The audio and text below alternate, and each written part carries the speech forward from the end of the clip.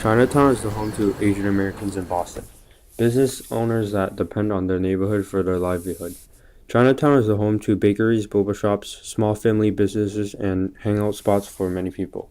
They are all fighting gentrification and want to keep their business and not be forced out of this important Boston cultural enclave. In Chinese, Jia means family and home, which Chinatown is Jia to many people. Hi, my name is Gina Ha. I'm the Youth Programs Manager at Asian CDC.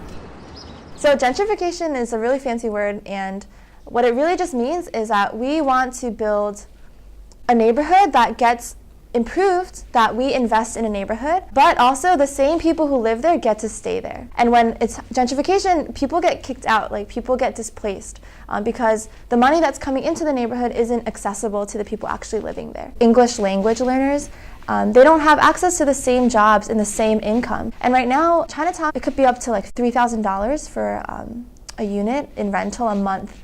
And you can't make that kind of money. You can't afford that kind of housing and still pay for groceries and still pay for childcare and school supplies. So we believe that housing should be a right that people have. A safe home and a neighborhood where they feel that they belong is something that we should all be able to have. Now, Chinatown has always, up until recently, been a really undesirable place for people to live. Chinatown has always been seen as this poor, dirty place, but I think public art, what it does is it brings a new kind of appreciation into the community. It doesn't solve, right, all of the misconceptions and the labels that people put on the neighborhood and the people in it. What I know about growing up in Chinatown, it's very special in the sense that it's a cultural enclave. So what that means is you don't necessarily need to know English in order to survive in Chinatown. Growing up here, it's kind of like a safety net, especially for new immigrants who need to find housing, need to find jobs, and don't know how different systems work. This was the first time that I actually felt really connected to a community. I could hear the languages I heard growing up. I could see food. I could relate to people's experiences being Chinese. Being an artist in Chinatown has allowed me to share my thoughts and feelings about the community, and it has given me a voice to share what I think about it, sharing about my culture or spreading awareness about the issues within the community. Living in a space like Chinatown has allowed me to meet with a lot of other American youth, and we're able to talk about our feelings and issues around the community. There are also a lot of resources and activities and events that we're able to participate in, and I think communities like Chinatown and Castle Square just gives a lot of these opportunities to the youth. To be an activist in Chinatown really just means that what's happening in the community is also my business. What's my business is also your business, and it's to say like we belong to each other, and I'm going to fight alongside with you and stand with you as you go through your struggles too. We want to preserve Chinatown.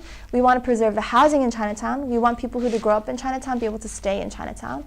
And so we're going to fight for this together. When I go to public meetings now, and we all believe in the same thing of wanting to preserve Chinatown.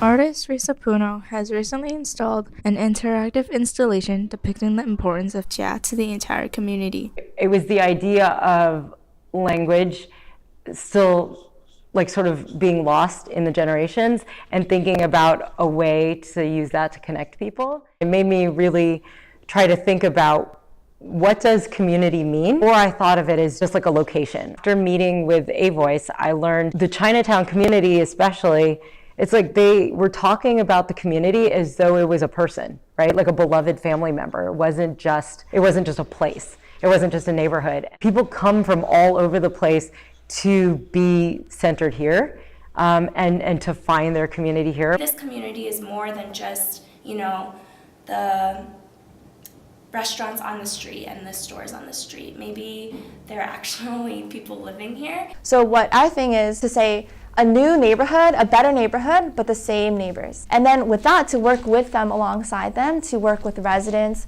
and say, hey, like this is what's been happening. This is why our neighborhoods are shaped the way they are. What can we do now to try to correct that and make it more just and more equitable? Because we're not just talking about literal homes like apartments and houses. We're talking about like the sense of home that people feel and the familiarity that they feel. And when a community gets completely made over, you lose that.